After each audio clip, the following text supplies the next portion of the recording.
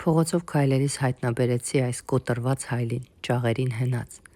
Բնականաբար ես ինչ եմ լավանում, կանգնել ու մտածել։ Սկսեցի մտածել և առավոտյան նորից վերադարձա այս հայլու մոտ և երեկոյան կրկին ու գիտեք ինչ ծնվեց։ Երբ քեզ ասում են դու շատ ես, սա նշանակում է, որ քո լույսը մեծ է նրա աչքերի չափից, որ քո խորությունը խորն է նրա տարողությունից, որ քո ճշմարտությունը վառ է նրա սրտի մթությունից։ Երբ քեզ ասում են դու բավական չես, դա էլ չի խոսում քո մասին, դա խոսում է նրա դատարկության չափի մասին։ Դատարկ մարդուն երբեք ոչինչ բավարար չի լինում։ Նա միշտ ավելին է ուզում, քան ինքը կարող է կրել։ Նկատել եք։ Ճշմարտությունը սա է.